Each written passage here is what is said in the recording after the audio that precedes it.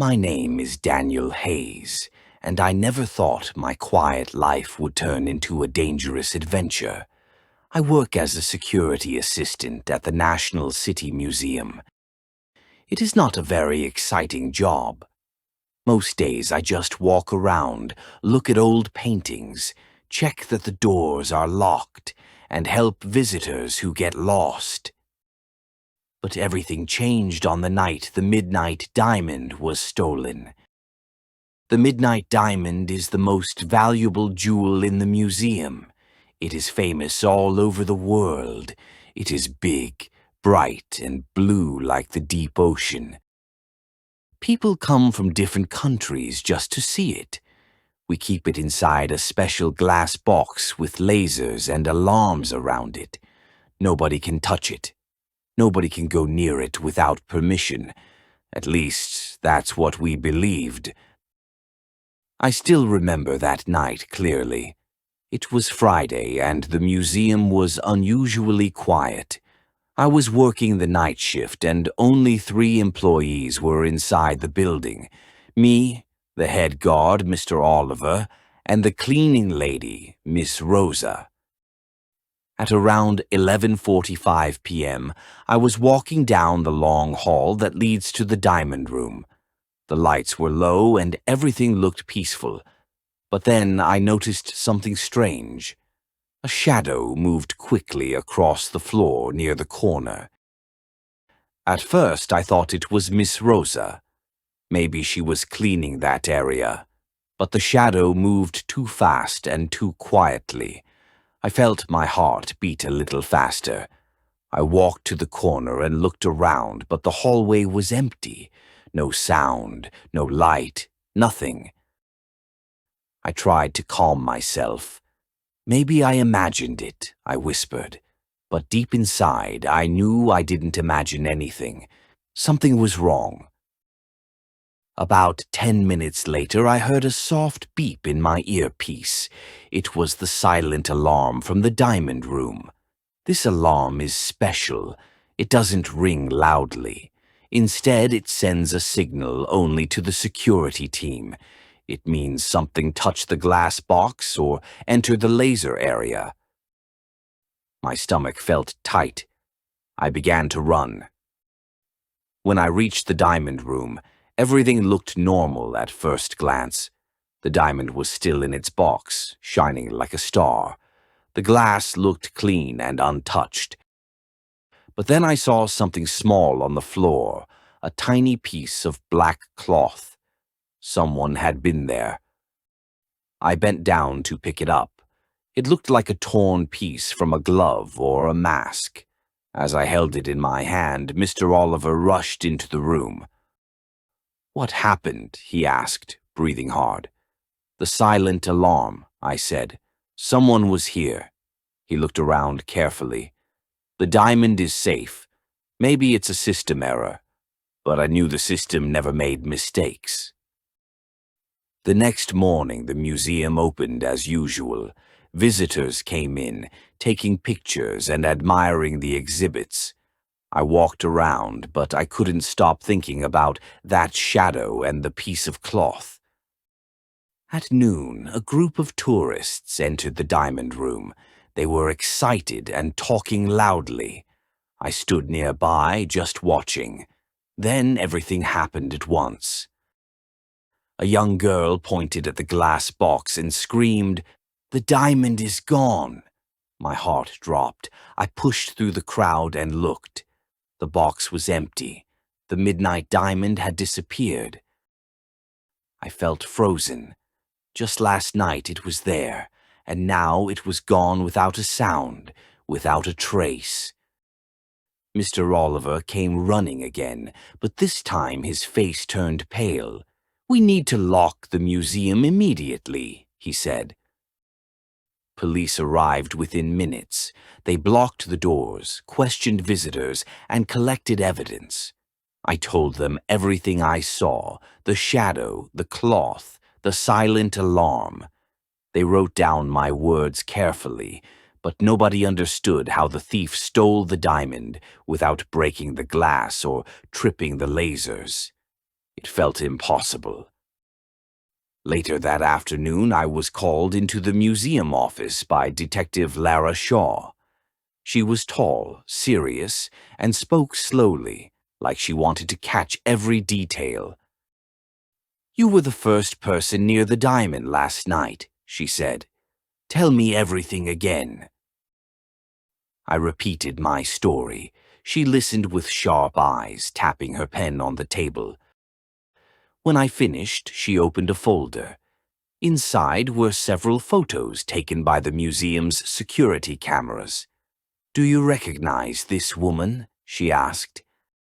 I looked at the picture. It showed a woman wearing a dark coat and a hat pulled low over her face. She stood near the diamond room entrance last night at exactly 11:40 p.m., 5 minutes before I saw the shadow. "No," I said slowly. "I've never seen her before." Detective Shaw nodded. "She didn't appear on any other camera afterward. It's like she disappeared inside the museum." A chill went down my spine. "Do you think she stole the diamond?" "We don't know," she said, "but she is our first lead." That night, I couldn't sleep. My mind kept replaying everything, especially the shadow. I returned to the museum early the next morning to help the police continue the investigation. While walking past the storage room, I noticed something unusual. The door was slightly open. That door is always locked. I pushed it open and stepped inside. At first, I saw nothing but boxes and supplies. Then, near the back of the room, I saw another piece of the same black cloth I found earlier. This wasn't an accident. Someone had used the storage room as a hiding place. Suddenly, I heard footsteps behind me. I turned, expecting a police officer, but it was the woman from the photo. She stared at me with cold eyes. Before I could speak, she whispered harshly, "You shouldn't be here." My heart slammed against my chest. "Who are you?" I asked. She didn't answer. Instead, she stepped toward me. Her movements were fast and silent, like a shadow. I backed away. "Did you steal the diamond?" She paused for a moment, just a second, and in that moment I saw something in her eyes. Fear, desperation, not the confidence of a thief. "No," she said softly, "but I know who did." Before I could ask more, she pushed past me and ran out of the room. I followed her, but when I reached the hallway, she was gone. Completely gone, like she vanished into thin air. I ran to Detective Shaw and told her everything.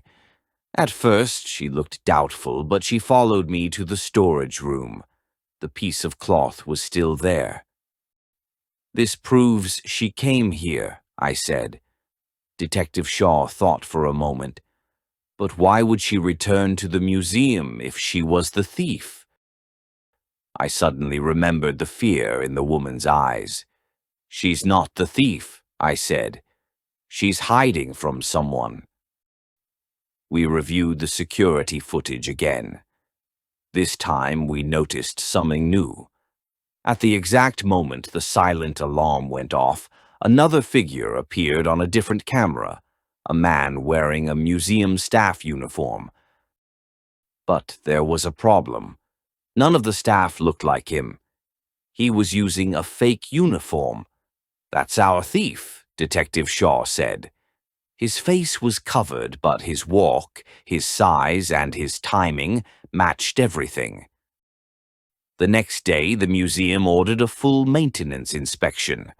While checking the basement, workers found a small wooden panel behind some old cabinets. When they opened it, they discovered a narrow hidden tunnel. It led directly under the diamond room. It was the answer to everything. The thief used the tunnel to enter the room from below. That's how he avoided the lasers and the alarms.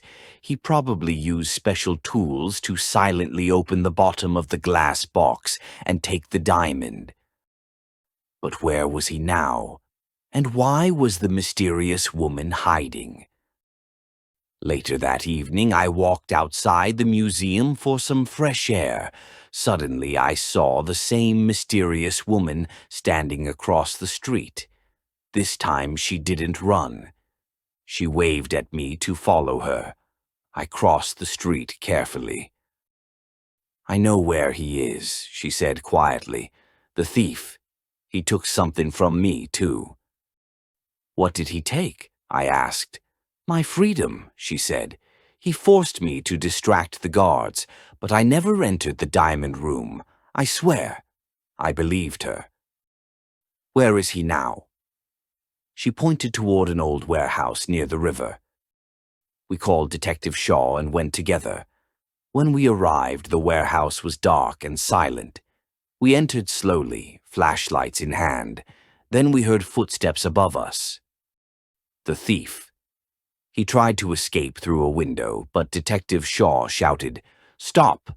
and ran after him. I followed, my heart racing. The chase led us to the roof. The thief jumped to another building, but he slipped and fell. When we reached him, he was lying on the ground, injured but alive. In his jacket pocket was the midnight diamond. The mystery was finally solved. The museum celebrated the return of the diamond. The mysterious woman was cleared of all charges and given protection. Her name was Elena, and she had been forced to help the thief, who was part of a dangerous crime group. As for me, the museum promoted me to full security officer for my help in solving the case. My quiet life was no longer quiet, but I didn't mind. I had discovered something new about myself. I liked solving mysteries, and I knew this was only the beginning of many more adventures.